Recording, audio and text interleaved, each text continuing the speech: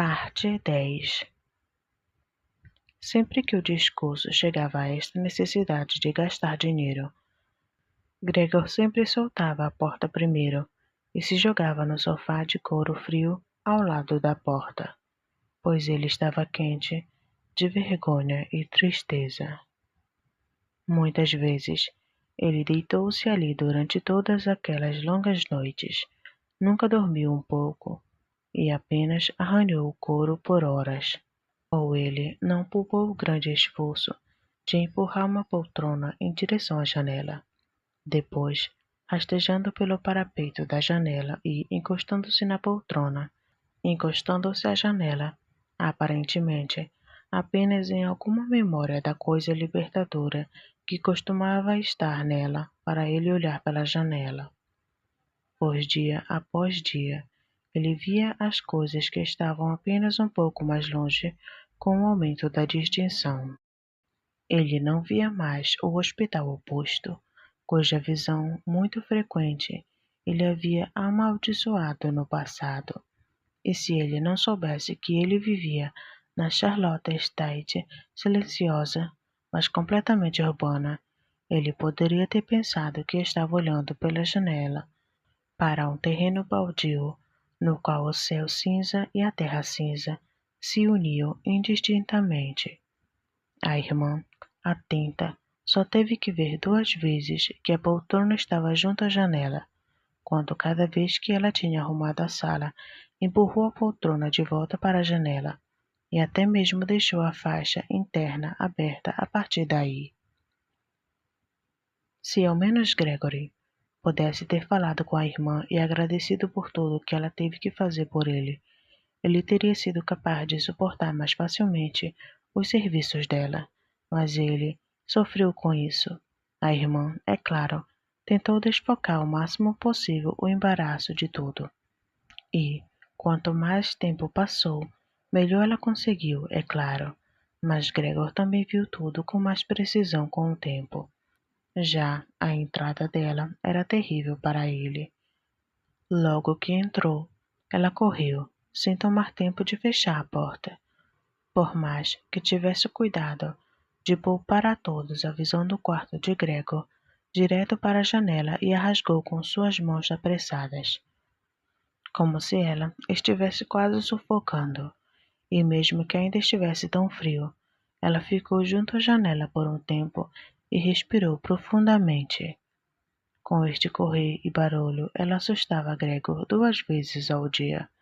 O tempo todo ele tremia debaixo do sofá, e mesmo assim, ele sabia muito bem que ela certamente o teria poupado. Se ao menos tivesse sido possível para ela ficar em um quarto onde estava Gregory, com a janela fechada. Uma vez, deve ter passado um mês desde a transformação de Gregor, e não foi mais uma razão particular para a irmã ficar surpresa com o aparecimento de Gregor. Ela veio um pouco mais cedo do que o normal e encontrou Gregor, olhando para fora da janela, imóvel e posicionado de forma bastante alarmante. Não teria sido inesperado para Gregor se ela não tivesse entrado, pois sua posição a impediu de abrir a janela imediatamente.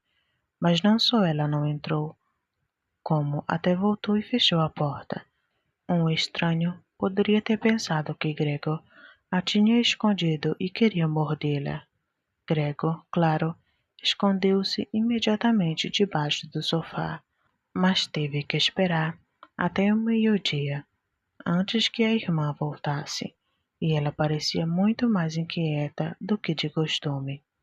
Ele reconheceu disso que a visão dele ainda era insuportável para ela, e que ela deve continuar a ser insuportável para ela, e que ela tinha que fazer um grande esforço para não fugir da visão até mesmo da pequena parte de seu corpo com a qual ele se projetava para o sofá. Um dia, para poupá-la desta visão, ele carregou o lençol nas costas. Levou 4 horas para fazer esse trabalho e arranjou-o de tal maneira que agora ele estava completamente coberto e que a irmã Mesmo que ela se curvasse, não conseguia vê-lo.